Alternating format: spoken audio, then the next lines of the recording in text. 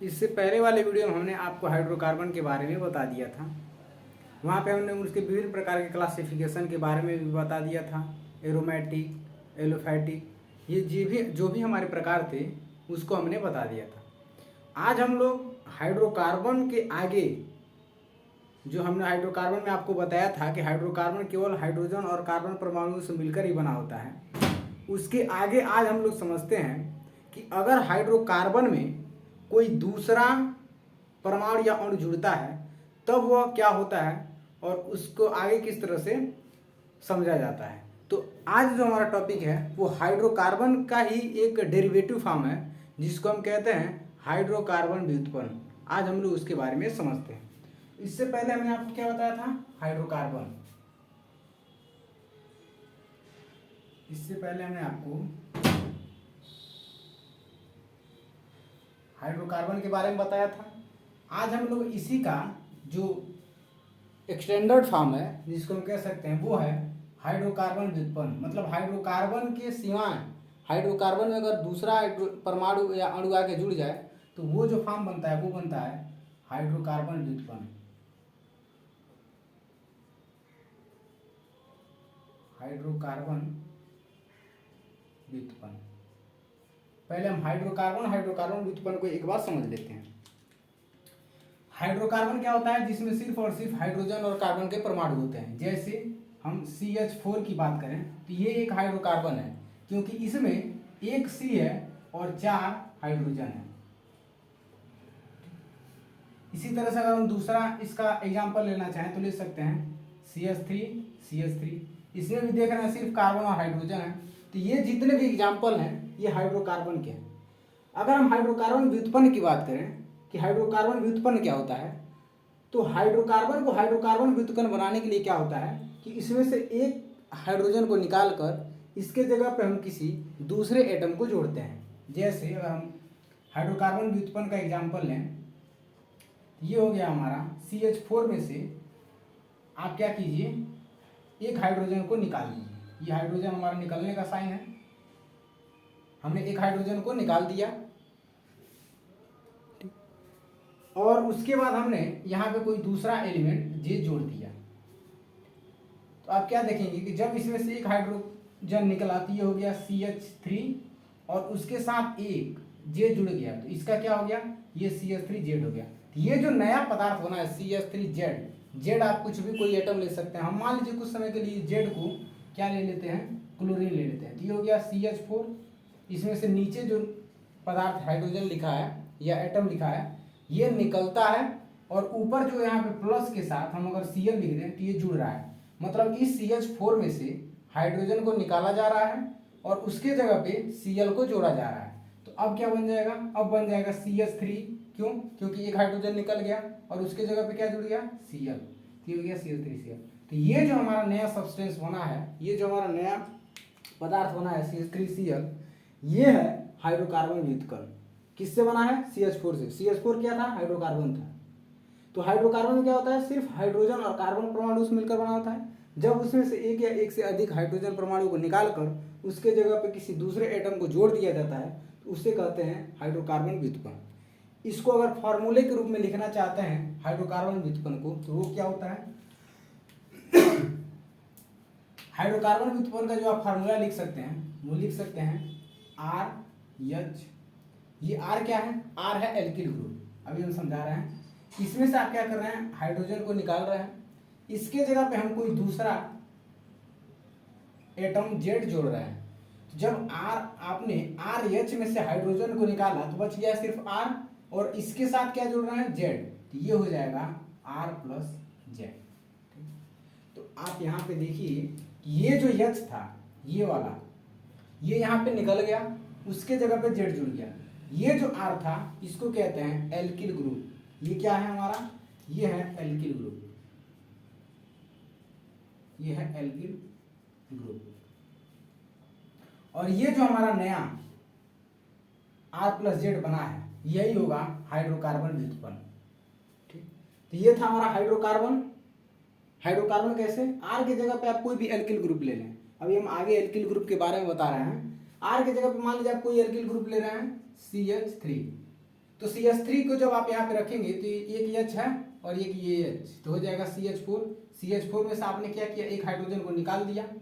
CH4 में से आपने एक हाइड्रोजन को यहाँ पे निकाल दिया, उसके जगह पे आपने Z+ जोड़ दिया, तो ये हो जाएगा CH3Z। ठीक, तो ये था हमारा हाइड्रोकार्बन, और उसी से जो बना हुआ है हाइड्रोकार्बन व्युत्पन्न, ये था हाइड्रोकार्बन व्युत्पन्न, उसका फार्मूला ये था। मतलब ये है कि ये जो हाइड्रोकार्बन है इसी का ये एक्सटेंडेड रूप है, इसी का ये डेरिवेटिव फॉर्म है, आगे इसी से ये हाइड्रोकार्बन व्युत्पन्न को बनाया गया है। अब ये जो हमारा हाइड्रोकार्बन व्युत्पन्न होता है ये दो पार्ट से मिलकर बना होता है।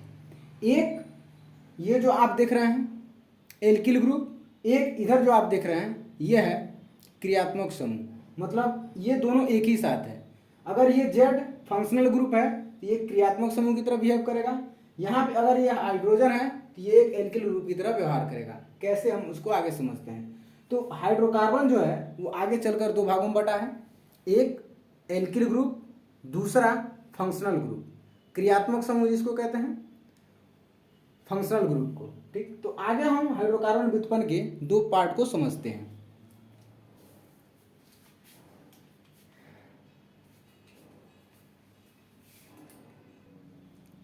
अभी हमने आपको हाइड्रोकार्बन के बारे में बताया और उसके फार्मूले के बारे में बताया कि मतलब किस तरह से हाइड्रोकार्बन से ही हाइड्रोकार्बन व्युत्पन्न या हाइड्रोकार्बन डेरिवेटिव का निर्माण होता है। ये जो हाइड्रोकार्बन डेरिवेटिव होता है ये दो पार्ट से मिलकर बना होता है। एक पार्ट होता है इसका एल्किल ग्रुप या एल्किल समूह, और इसका जो दूसरा पार्ट होता है उसको हम कहते हैं क्रियात्मक समूह।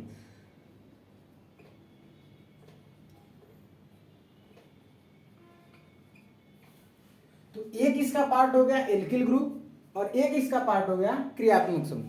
हम पहले एल्किल ग्रुप को डिटेल से समझ लेते हैं, उसके बाद हम इसके दूसरे पार्ट क्रियात्मक समूह को समझेंगे, जिसको हम फंक्शनल ग्रुप कहते हैं।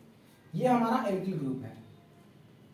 एल्किल ग्रुप में क्या होता है कि हमारे पास जो भी पित्र एल्केन मतलब जो मेथेन से संबंधित है, जैसे ये हमारा मेथेन है, तो जब आप मेथेन से CH4 से एक हाइड्रोजन को निकाल देते हैं तो ये क्या बन जाता है, ये बन जाता है CH3। ये जो CH3 है इसी को हम कहते हैं एल्किल ग्रुप, एल्किल समूह। लेकिन इसका नाम क्या होगा, तो CH4 था जिसको हम कहते थे मेथेन। तो इसमें से ये जो हमारा मेथेन है, ध्यान से देखिएगा, METHANE, ये जो हमारा मेथेन है इसमें से हम इसको हटा देते हैं लास्ट वाले नाम को जिसमें N जुड़ा है। ये जो हमारा AN है, ये ANE, इस वाले पोर्शन को हम हटा देते हैं यहाँ से, और इसके जगह पे हम जोड़ देते हैं METHYL। हमने हटाया क्या, हमने हटा दिया ANE और उसके जगह पे जोड़ा क्या, YL। तो ये जो हमारा मेथेन था ये मेथेन से क्या हो गया, मिथाइल। तो एल्किल ग्रुप बनाने में जो उसका नाम होता है उसको हम YL जोड़ के बना देते हैं। जैसे हमारा मेथेन था तो मेथेन से हमने ANE को हटाकर और इसमें से एक हाइड्रोजन को निकालने के बाद हमारा एल्किल ग्रुप बनेगा। तो एक हाइड्रोजन को निकालने के बाद ये जो हमारा मेथेन था ये मिथाइल हो गया। इसी तरह से अगर हम इसके दूसरे एल्किल ग्रुप की बात करें, जैसे ये तो था हमारा पहला, अगर हम दूसरा एग्जांपल ले लें इसका, कौन सा दूसरा एग्जांपल लेते हैं हम इसका इथाइल का, तो इथाइल में क्या होगा, इथाइल में होता है C2H5। C2H5 ये हमारा इथाइल हो गया। ये किससे बना है, ये एथीन से बना है। कैसे, देखिए C2H6, अगर C2H6 होता तो C डबल बॉन्ड C, ठीक, यहाँ पे होता हमारा H H H, 3 H, ये एक कार्बन, फिर से यहाँ पे एक H, तो हमारे पास 6 कार्बन है। काउंट कीजिए, 1 2 3 4 5 6, तो 6 कार्बन यहाँ पे H6 दिख रहा है, सॉरी 6 हाइड्रोजन दिख रहा है। और 2 कार्बन है तो 2 कार्बन हमारा यहाँ पे दिख रहा है। तो ये जो था ये डबल बॉन्ड, इसको हम कहते हैं एथीन। तो ये जो हमारा एथीन था, इसमें से जब हमने एक हाइड्रोजन को निकाल दिया, यहाँ से एक मान लीजिए एक हाइड्रोजन को हमने निकाल दिया, तो अब हमारे पास 2 कार्बन बच गया, 2 कार्बन है और बच गया 5 हाइड्रोजन, 1 2 3 4 5। तो ये जो हमारा है इसको हम कहते हैं इथाइल ग्रुप। ये कौन सा था? ये था मिथाइल ग्रुप। एल्किल समूह का क्या नाम होगा? यहाँ पे एल्किल समूह का आप नाम लिख सकते हैं मिथाइल ग्रुप या मिथाइल समूह। ये जो हमारा होगा ये होगा इथाइल, इथाइल समूह। ठीक, तो ये हमारा दूसरा एल्किल ग्रुप हो गया। 3 हमारे पास एल्किल ग्रुप फेमस होते हैं, एक ये मिथाइल का, मिथाइल ग्रुप का, दूसरा इथाइल ग्रुप का, तीसरा जो है वो है, तीसरा जो है उसमें 3 कार्बन होगा। तो 3 कार्बन की क्या होता है? प्रोपीन होता है। ये होगा हमारा C3 और C3 के साथ कितने हमारे हाइड्रोजन होंगे? C3 में CH3 CH2 CH3 ले लीजिए। 3 कार्बन हमारे वैसे भी हैं। अब यहाँ से काउंट कीजिए, अगर इसको आप ऐसे लिखना चाहते हैं तो लिख सकते हैं 3 कार्बन है तो C3 और 3, सॉरी यहाँ पे 2 होगा, 2 होगा, 3 2 5 2 7, C3H7 लिख सकते हैं। ये इसका नाम हो गया। ठीक, ये जो हमारा प्रोपिल है, ये जो हमारा प्रोपिल है, मेथ एथ प्रो और सिंगल बॉन्ड है तो प्रोपेन होगा, इसका नाम प्रोपेन होगा। ये जो हमारा प्रोपेन है, अगर आप इसको एल्किल ग्रुप बनाना चाहते हैं तो ये हमारा बनेगा क्या? प्रोपाइल। कैसे? देखिए, इसके बनाने के 2 तरीके हैं। प्रोपाइल हम शुरू में नाम ले रहे थे, इसके एल्किल ग्रुप का नाम ले रहे थे, ये है दरअसल प्रोपेन। तो इसके 2 तरीके हैं बनाने के। कैसे कैसे बन सकता है? या तो आप हाइड्रोजन यहाँ से निकाल दें या यहाँ से निकाल दें, तो दोनों एक ही चीज है, तो आप चाहे यहाँ से निकाल लें, और दूसरा हाइड्रोजन आप यहाँ से निकाल सकते हैं। अगर आप हाइड्रोजन को दोनों जगह से निकालें तो क्या मिलेगा? या तो आप यहाँ से निकालें या तो आप यहाँ से निकालें, दोनों बात बराबर है। तो हम कहीं एक से निकाल लेते हैं, हम यहाँ से एक हाइड्रोजन को निकाल ले रहे हैं। ये हो जाएगा हमारा CH3 CH2 CH2। ठीक, ये भी हमारा एक एल्किल ग्रुप है। अगर आप हाइड्रोजन इसके बीच वाले सेंटर से निकालते हैं तब क्या मिलेगा? CH3, ये एक बॉन्ड खाली रहेगा, CH3 CH3 और यहाँ से एक बॉन्ड खाली रहेगा। ये भी हमारा एल्किल ग्रुप है, ये भी हमारा एल्किल ग्रुप है। दोनों एक ही प्रोपेन से मिलकर बना हुआ है। एक ही प्रोपेन से हमारे 2 एल्किल ग्रुप बन रहे हैं, लेकिन इन दोनों का स्ट्रक्चर अलग अलग है। यहाँ पे देख रहे हैं कि यहाँ पे हमारा फंक्शनल ग्रुप अगर कोई जोड़ना चाहते हैं तो वो यहाँ पे जुड़ेगा, लेकिन इसमें जो फंक्शनल ग्रुप होगा वो यहाँ पे जुड़ेगा। तो इसको कहते हैं आइसोप्रोपिल समूह या आइसोप्रोपिल ग्रुप। इसका नाम है आइसोप्रोपिल ग्रुप। इन दोनों का ही नाम है, इन दोनों का नाम है आइसोप्रोपिल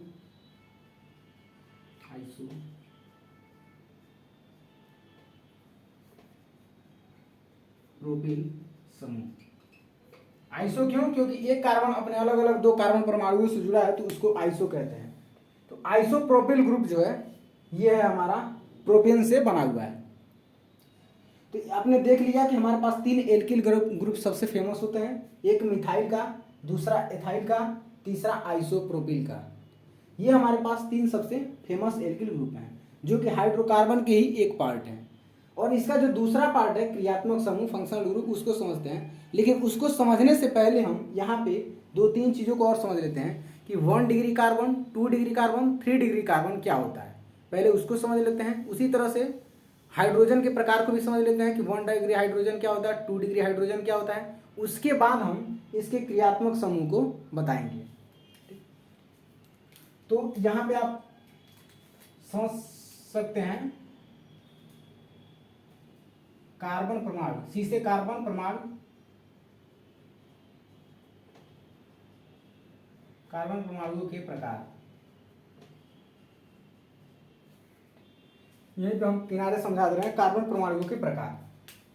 इसमें सबसे पहला हमारा आता है 1 डिग्री कार्बन। कि 1 डिग्री कार्बन क्या होता है? कोई भी कार्बन जो अपने अगल बगल सिर्फ एक कार्बन से जुड़ा हो या एक भी कार्बन से न जुड़ा हो तो उसको 1 डिग्री कार्बन कहते हैं। जैसे अगर हम लेते हैं एग्जाम्पल CH4 का, तो CH4 देखिए, अगर इसका आप स्ट्रक्चर बनाएंगे कि ये CH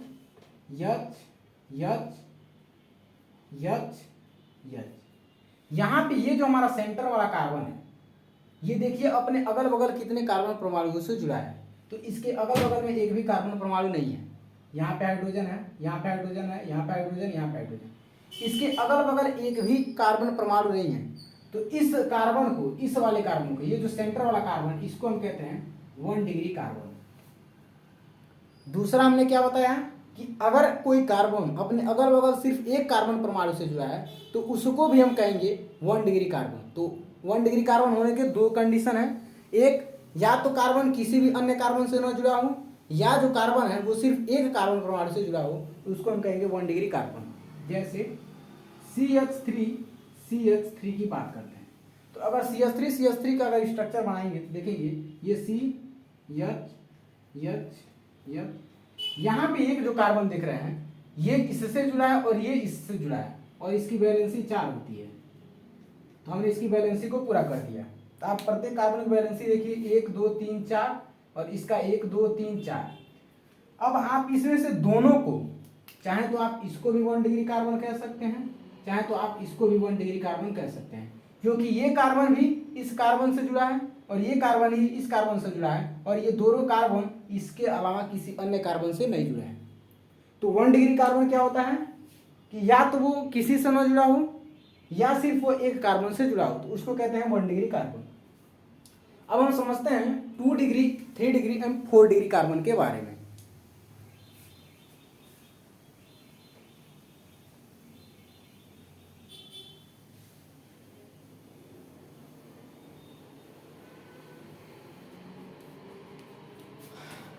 ये हमारा 2 डिग्री कार्बन। 2 डिग्री कार्बन में क्या होगा कि जो हमारा कार्बन परमाणु होगा वो अपने अगल बगल 2 कार्बन परमाणुओं से जुड़ा होगा। जैसे अगर हम स्ट्रक्चर की बात करें, ये C हो गया, C हो गया, C हो गया। अगर आप इस कार्बन की बात कर रहे हैं, ये जो कार्बन हमारा बीच वाला है, ये अगल बगल अपने देखिए 2 कार्बन परमाणु से जुड़ा है। एक इधर इस कार्बन से जुड़ा है, एक इधर इस कार्बन से जुड़ा है और कार्बन की वैलेंसी 4 होती है, तो हम इसको हाइड्रोजन से संतृप्त कर दे रहे हैं। तो 1 2 3 4, इसमें 2 है तो 2 और लगा दे रहे हैं, इसमें हम 3 हाइड्रोजन को जोड़ दे रहे हैं। जब आपने इसकी वैलेंसी को पूरा किया तो देखा कि यहाँ पे एक कार्बन के साथ 3 हाइड्रोजन जुड़े हैं, तो CH3, यहाँ एक कार्बन के साथ 2 हाइड्रोजन जुड़े हैं, यहाँ एक कार्बन के साथ 3 हाइड्रोजन जुड़े हैं।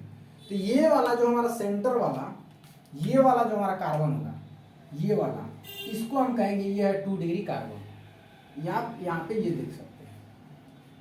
तो हमने 2 डिग्री कार्बन होने को क्या बताया कि ये अपने अगल बगल कम से कम 2 कम से कम एग्जैक्ट 2 कार्बन से जुड़ा होगा, तो उसको हम कहेंगे 2 डिग्री कार्बन।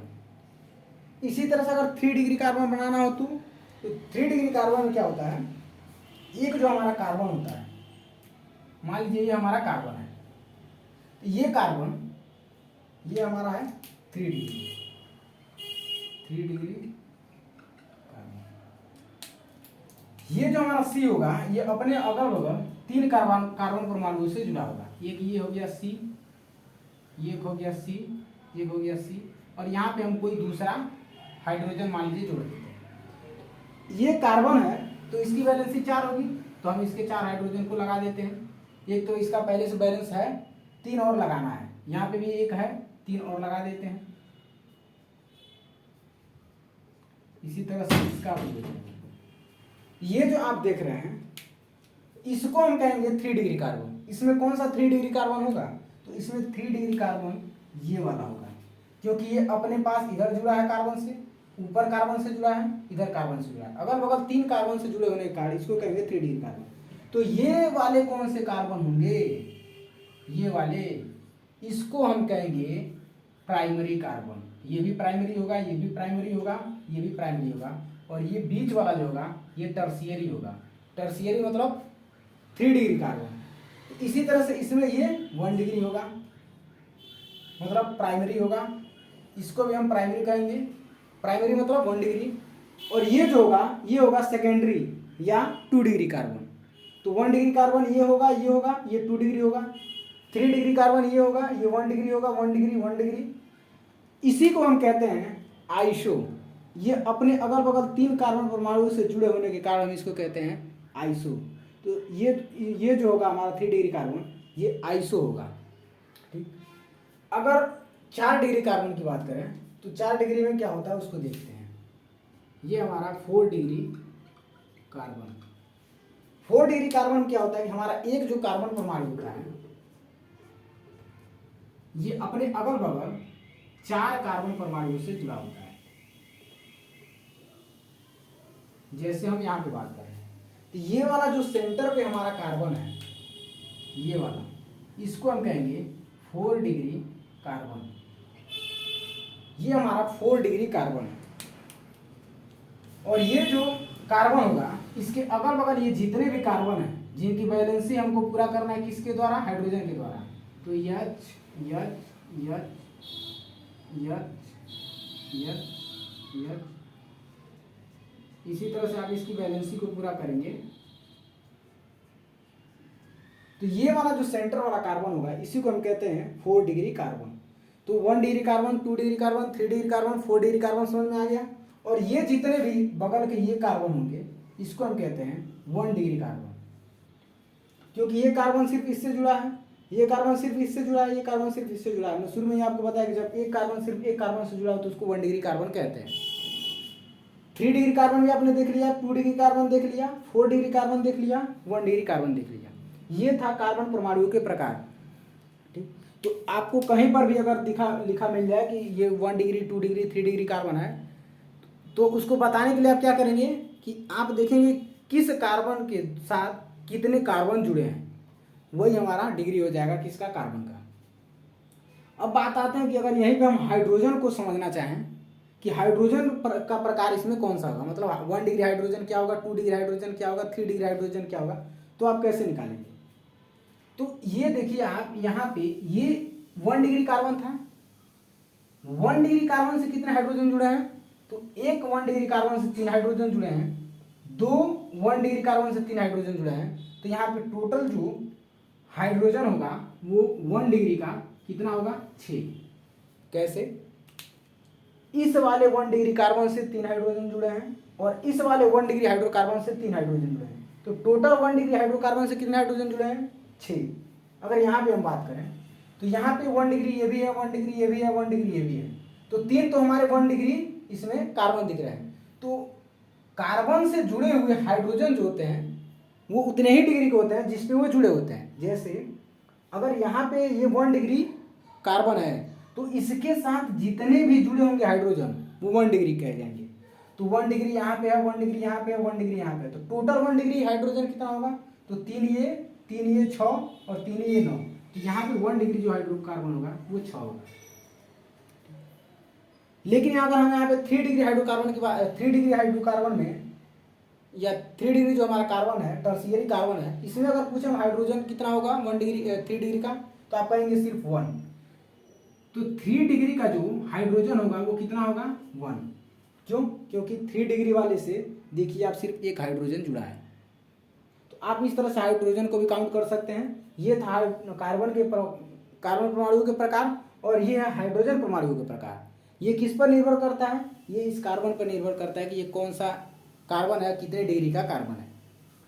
अगर आप यहाँ पे निकालते तो कैसे निकालते, तो 2 डिग्री कार्बन पे जो लगे हुए हाइड्रोजन परमाणु हैं वो भी 2 डिग्री के ही होंगे हाइड्रोजन। तो 2 डिग्री का हाइड्रोजन यहाँ पे एक ये है और एक ये है, 2 है। तो 2 डिग्री का हाइड्रोजन जो है वो कितने हैं, 2। यहाँ पे निकालना चाहते तो कैसे निकालते, यहाँ पे 2 डिग्री या 4 डिग्री के जो 4 डिग्री है क्योंकि ये कार्बन है, तो 4 डिग्री के जो यहाँ पे 4 डिग्री का हाइड्रोजन है वो एक भी नहीं है, शून्य है। लेकिन 1 डिग्री के कितने हैं, तो 3 3 6 3 9 3 12। 1 डिग्री के जो हाइड्रोजन है वो टोटल 12 है। तो आपने ये देख लिया कि कार्बन परमाणु के प्रकार कैसे निकाला जाता है और हाइड्रोजन परमाणुओं के प्रकार को कैसे निकाला जाता है। हाइड्रोजन परमाणुओं के जो प्रकार होते हैं 1 degree 2 degree 3 degree 4 degree hydrogen, वो बेसिकली कार्बन के ऊपर ही निर्भर करता है। अब हम इसके बाद समझते हैं क्रियात्मक समूह को। जो हमारा ये बचा हुआ फंक्शनल ग्रुप था उसको समझते हैं।